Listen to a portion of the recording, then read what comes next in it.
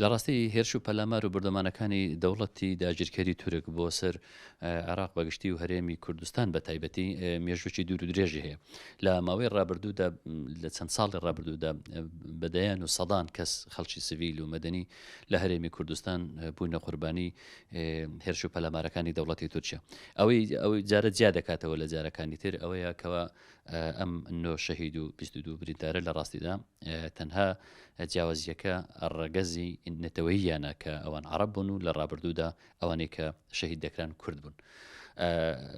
بەڵام سەبارەت بە چۆنیەتی هێرش و پەلامارەکە خۆ ئەمە جاری یەکەم نییە دەوڵەتی تورکیا شوێنی گەشتیاری سڤیل دەکوژێ لە شوێنی گەشتیاری و لە ڕابردوشدا دەوڵەتی تورکیا نەخۆشخانەی کردە ئامانج، کەمپی ئاواری کردە ئامانج، باخ و باخاتی سنوورەکانی کردە ئامانج، شوێنە گەشتاریەکانی تری لە ناوچەی هەولێر و دوهۆک و زاخۆ کردوتە ئامانج و چەندین گوندی گوندنشین خەڵکی گوندنشین بۆتە ئامانج، چەندین ئاژەڵ و مەڕووماڵاتی هەوڵاتیان باخ و باخاتیان کراوەتە ئامانج.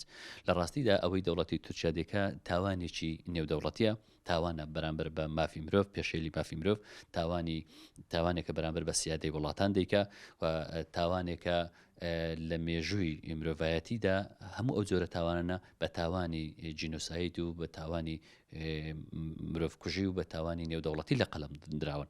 بەڵام ئەوەی کەوە جیاوازیەکە ئەوەیە لە ڕابردوودا کورد بۆ خۆی نەیتوانیە بەدەنگ بێ پاڵپشتی نەبووە پشتیوانی لێ نەکرایە ئەو جارەیان کە ئەم هێرشەی کەکرا سەر عەرەبەکان گەشتیار عەرەبەکان ڕەنگە عەرەبەکان خاوەنیان زیاتر بێ لە کورد.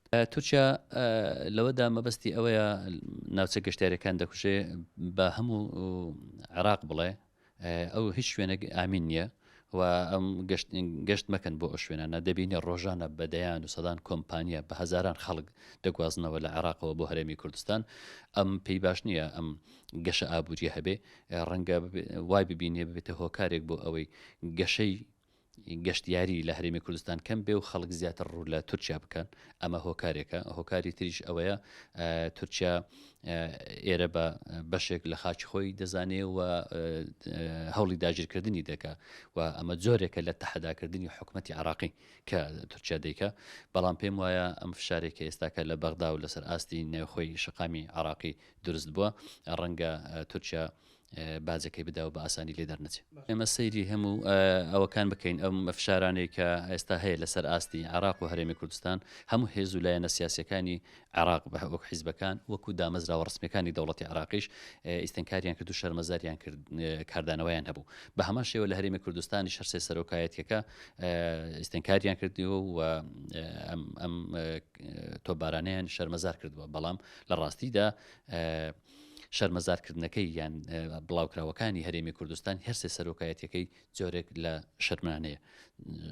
ئەوانەی عێراق بە تونترن و کاردانەوەیان تونترە و بەڵام ئەمە دوو جۆرە ینی مەسەلەی کاردانەوە دوو جۆرە کاردانەوەکان ئەگەر تەنها بەیاننامە دەرکردن بێ یان خۆپیشاندانی خەڵک بێ ڕەنگە هەر بۆ ماوەیەکی کەمی و لە چوارچێوەی داخلی عێراقدا کۆتایی پێ بێ. بەڵام عێراق وەکو دەوڵەت دەتوانێت زۆر ڕێکار بکرێتە بەر بوو ئەوەی کەەوە سزای تورکیا بدا. ئەمە بەسەریدا تێنەپەڕێ. لە ڕووی یاسایی دەتوانێت لە نەتەوە یەکدوکان سکاڵات و مارکە. لە ڕووی ئابوووریەوە عێراق هاوردەیەکی باشی ئابووری تورکیایە. قەبارەی باڵوگۆڕی بازرگانی لە نێوان عێراق و تورکیا زیاتر لە 20 ملیار دۆلارە. ئەمە زۆر زیانێکی گەورە بە تورکیا دەگەینی ئەگەر عێراق هەڵوێستێکی ئابووریانە وەربگری، دەربازەکان دابخە، قونسڵیەکانی دابخە، بانجی سەفارەتەکەی بکە و هەموو کار و چالاکی و پەیوەندیەکانی لەگەڵ عێراقدا سنووردار بکە، لەگەڵ ببرە لەگە تورکیا سنووردار بکە.